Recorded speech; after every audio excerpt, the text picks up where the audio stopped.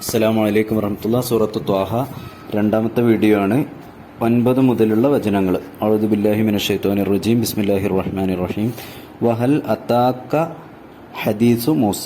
മൂസ നബി അലൈഹിസ്സലാമയുടെ വർത്തമാനം നിനക്ക് വന്നു കിട്ടിയോ? 10-ാമത്തെ ആയത്ത്. ഇത് റആ നാറൻ, അദ്ദേഹം തീ കണ്ട സന്ദർഭത്തിൽ, ഫഖാല ലി അഹ്ലിഹി, അദ്ദേഹത്തിന്റെ കുടുംബത്തോട് പറഞ്ഞു, ഉംകുസു, നിങ്ങൾ ഇവിടെ നിൽക്ക്, ഇന്നി ആനസ്തു നാറൻ, ഞാനൊരു തീ കണ്ടിട്ടുണ്ട്, ലഗല്ലി ആത്തീക്കും മിൻഹ ബിഖബസിൻ, ഞാനൊരു തീ കത്തിച്ചെടുത്തുകൊണ്ട് നിങ്ങളുടെ അടുത്തേക്ക് വരാം.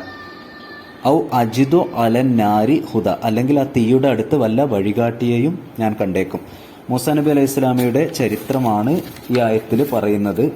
മൂസാ നബി അലൈഹി സ്വലാമയുടെ രാജ്യം എന്ന് പറയുന്നത് നമുക്കറിയാം ഈജിപ്താണ്. ഈജിപ്തിലെ ബനു ഇസ്രായേലിലാണ് മൂസാ നബി അലൈഹി സ്വലാം ജനിച്ചത്. കുഞ്ഞുങ്ങളെയൊക്കെ കൊന്നുകളയണമെന്ന് ഫിർഔന് ഓർഡർ ഇട്ട സമയത്താണ് മൂസാ നബി അലൈഹി സ്വലാമയുടെ ജനനം. ആൺകുട്ടികളെ മൊത്തം കൊല്ലാൻ വേണ്ടിയിട്ടാണ് ഫിർഔന് കൽപ്പിച്ചത്. മൂസാ നബി അലൈഹി സ്വലാം അങ്ങനെ അള്ളാഹുവിൻ്റെ പ്രത്യേക അനുഗ്രഹത്തിൽ ഫിർഔൻ്റെ കൊട്ടാരത്തിൽ തന്നെ വളരുകയാണ്. പിന്നെ മൂസാ നബി അലൈഹി സ്വലാമയൊക്കെ യുവാവായ സമയത്ത് ഒരു കിബിത്തിയുമായിട്ടുള്ള ഒരു മൽപിടുത്തത്തിൽ കിബിത്തി മരിച്ചുപോയി. കിബിത്തി എന്ന് പറയുന്നത് ഫിറോന്റെ ആളാണ്. ഫിറോന്റെ ആൾ മരിച്ചുപോയി. മൂസാ നബി അലൈഹി സ്വലാം പേടിച്ചു, ഈജിപ്ത് വിട്ടു, മദിയനിലേക്കാണ് പോയത്. മദിയനിൽ വെച്ചുകൊണ്ട് ഷുഐബ് നബി അലൈഹി സ്വലാമൊക്കെ കാണുകയാണ്. മക്കളെയൊക്കെ കല്യാണം കഴിച്ചു. അങ്ങനെ മകളെ കല്യാണം കഴിച്ചു. അങ്ങനെ തിരിച്ചു വരികയാണ്. മകള് ആ സമയത്ത്, അതായത് മൂസാ നബി അലൈഹി സ്വലാമയുടെ ഭാര്യ ആ സമയത്ത് ഗർഭിണിയാണ്. രാത്രി ആയപ്പോൾ തീയും വഴി കാണിക്കാൻ പ്രകാശം വെളിച്ചമൊന്നുമില്ല. ആ സമയത്ത് മലന്റെ മുകളിലൊരു തീ ഇങ്ങനെ കണ്ട്. ഏത് മലയാണെന്നറിയോ? സീനാ മലയാണ്. സീനാ താഴ്വരയിലാണ് മൂസാ നബി അലൈഹി സ്വലാമയും ഷുഐബ് നബിയുടെ മകളായ സ്വന്തം ഭാര്യയായ സ്ത്രീയുമുള്ളത്. ആ സമയത്ത് സീനാ താഴ്വരയിൽ വെച്ച് സീനാ മലയുടെ മുകളിൽ ഒരു തീ കാണുകയാണ്.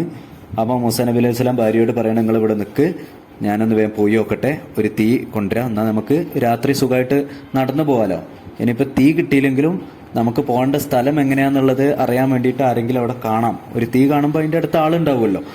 അപ്പോൾ അന്നത്തെ കാലം എന്നൊക്കെ പറഞ്ഞാൽ നമുക്കറിയാലോ, യാത്രാ സൗകര്യങ്ങളൊന്നും ഇല്ല. അപ്പം നടന്നിങ്ങനെ പോകലാണ്. മദീനയിൽ നിന്ന് ഈജിപ്തിലേക്ക് നടക്കുകയാണ് മൂസാ നബി അലൈഹി സ്വലാം.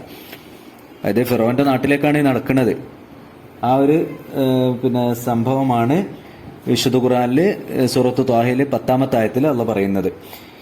പിന്നെ ഈ സീനാ താഴ്വരയിലെ തീ കണ്ട സ്ഥലത്തിന് ഹൊറേബ് എന്നാണ് പറയുന്നത് എന്ന് തൗറാത്തിൽ പറയുന്നുണ്ട് കേട്ടോ. തൗറാത്തിൽ ഈ സ്ഥലത്തിന്റെ പേര് ഹൊറേബ് എന്നാണ്.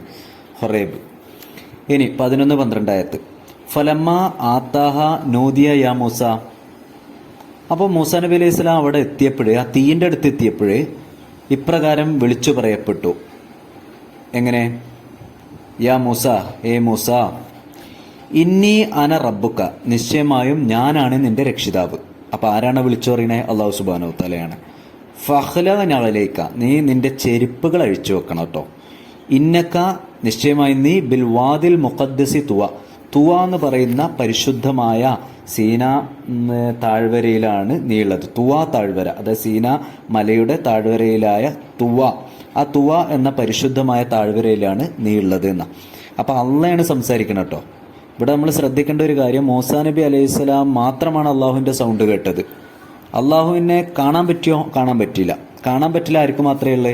പരലോകത്ത് സത്യവിശ്വാസികൾക്ക് മാത്രമേ അള്ളാഹിനെ കാണാൻ പറ്റുള്ളൂ. ലോകത്ത് ഒരാളും അള്ളാഹിനെ കണ്ടിട്ടില്ല. പക്ഷെ അള്ളാഹിന്റെ സൗണ്ട് കേട്ട ഒരേ ഒരു നബി ഉണ്ട്. ഏതാ നബി? മൂസാ നബി അലൈഹി സ്വലാമാണ്. എവിടെ വെച്ചിട്ടാണ്? സീനാ താഴ്വരയിൽ, അല്ലെങ്കിൽ തുവാ താഴ്വരയിൽ വെച്ചിട്ടാണ്. ഏതാ സന്ദർഭം അറിയാലോ? മദീനയിൽ നിന്ന് ഈജിപ്തിലേക്ക് ഭാര്യാസമേതം വരുന്ന സന്ദർഭത്തിൽ, ആ സമയത്താണ്. അപ്പൊ അള്ളാഹ് നബിയായിട്ട് തെരഞ്ഞെടുക്കുകയാണത്. ഓരോരുത്തർക്കും അള്ളാഹ് ഒരു പ്രത്യേക സംവിധാനത്തിലൂടെയാണ് നബിയായിട്ട് തെരഞ്ഞെടുക്കുക. ജിബ്രീൽ അലൈഹി സ്വലാം മുഖേനയാണ് നബി സല്ലല്ലാഹു അലൈഹി വസല്ലമക്ക് വഹിയ്, അള്ളാഹുവിന്റെ സന്ദേശങ്ങൾ എത്തിച്ചു കൊടുത്തത്. പക്ഷെ മൂസാ നബി അലൈഹി സ്വലാമക്ക് ഡയറക്റ്റ് ഫസ്റ്റ് തന്നെ അള്ളാഹ് നേരിട്ട് സംസാരിക്കുകയാണ് ചെയ്തത്. എന്നിട്ട് ഫലകങ്ങൾ കൊടുത്തു. മനസ്സിലായില്ലേ? അപ്പൊ അതാണ് ആ ഒരു ആയത്തിലൂടെ പറയുന്നത്. ഇനി 13-ാമത്തെ ആയത്ത്. വ അനഖ്തർതുക, നിശ്ചയമായും ഞാൻ നിന്നെ തെരഞ്ഞെടുത്തിരിക്കുന്നു. ആര്? അള്ളാഹു സുബ്ഹാനഹു വ തആല തെരഞ്ഞെടുത്തിരിക്കുന്നു. ഫസ്തമി ലിമാ യുഹ, അതുകൊണ്ട് നീ ബോധനം നൽകപ്പെടുന്നത് ശ്രദ്ധിച്ചു കേൾക്കുക. അള്ളാഹ് പറയാണ്, ഞാൻ പറയുന്നത് നീ ശ്രദ്ധിച്ചു കേൾക്കുക, നിന്നെ നബിയായിട്ട് തെരഞ്ഞെടുത്തിട്ടുണ്ട്. 14-ാമത്തെ ആയത്ത്. ഇന്നനീ അനല്ലാ, നിശ്ചയമായും ഞാനാകുന്നു അള്ളാഹു, ലാ ഇലാഹ ഇല്ലാന, ഞാനല്ലാതെ വേറെ ആരും ഇലാഹില്ല, അതിനാൽ എന്നെ മാത്രം വിളിച്ചു പ്രാർത്ഥിക്കണം എന്നാണ്. അള്ളാഹു സുബ്ഹാനഹു വ തആല പറയുന്ന ആദ്യത്തെ കാര്യം എന്താ? ഞാനാകുന്നു നിങ്ങളുടെ രക്ഷിതാവ്, അതുകൊണ്ട് എന്നെ മാത്രം വിളിച്ചു പ്രാർത്ഥിക്കണം എന്ന്. തൗഹീദ്. അതുകൊണ്ട് ലാ ഇലാഹ ഇല്ലാന ഫഅ്ബുദിനി, നിങ്ങൾ എന്നെ മാത്രം വിളിച്ചു പ്രാർത്ഥിക്കണം, എന്നോട് മാത്രം ആരാധിക്കണം. വഅഖിമിസ് സ്വലാത്ത ലിദിക്രി, എന്നെ ഓർമ്മിക്കാൻ വേണ്ടിയിട്ട് നമസ്കാരം മുറപ്രകാരം നിർവഹിക്കുകയും വേണമെന്ന. അപ്പം അള്ളാഹ് എന്താണ് മൂസാ നബിക്ക് ആദ്യമായിട്ട് പറഞ്ഞു കൊടുക്കുന്നത്? ഞാനാണ് നിന്റെ രക്ഷിതാവ്, അതുകൊണ്ട് ഞാനല്ലാതെ വേറൊരു ആരാധ്യനുമില്ല, അതുകൊണ്ട് എന്നെ മാത്രം വിളിച്ചു പ്രാർത്ഥിക്കണം, നമസ്കാരം മുറപ്രകാരം നിർവഹിക്കണം. ഇനി 15-ാമത്തെ ആയത്ത്, ഇന്ന സാഅത്ത, നിശ്ചയമായും അന്ത്യസമയം, ആത്തിയത്തുൻ, അത് വരും. അക്കാദു ഉഖ്ഫിഹാ ലിതുജ്സ കുല്ലു നഫ്സിൻ ബിമാ തസ്ആ, ഓരോ വ്യക്തിക്കും താൻ പ്രവർത്തിച്ചതിൻ്റെ പ്രതിഫലം നൽകപ്പെടാൻ വേണ്ടി അതിൻ്റെ സമയം ഞാൻ മറച്ചു വെച്ചിരിക്കുകയാണ് എന്ന്. അന്ത്യസമയം തീർച്ചയായിട്ടും വരും. പക്ഷെ ഓരോ ആളുകൾക്കും ഓരോ പ്രവർത്തിച്ച ഈ ലോകത്ത് ചെയ്ത കാര്യങ്ങളുണ്ടല്ലോ, അതിന്റെ കൃത്യമായ പ്രതിഫലം നൽകണമല്ലോ. നന്മക്ക് നന്മയും തിന്മക്ക് ശിക്ഷയും നൽകണമല്ലോ. അതിനു വേണ്ടിയിട്ട് ഞാൻ തൽക്കാലം അന്ത്യസമയം എപ്പോഴാന്നുള്ളത് നിങ്ങളോട് അറിയിച്ചു തരുന്നില്ല. പക്ഷെ അന്ത്യസമയമുണ്ട്. ഭൂമിയും ആകാശവും നക്ഷത്രങ്ങളും അടക്കം എല്ലാം നശിച്ചു പോകും. മനസ്സിലായല്ലോ. ഇനി 16-ാമത്തെ ആയത്താണ്.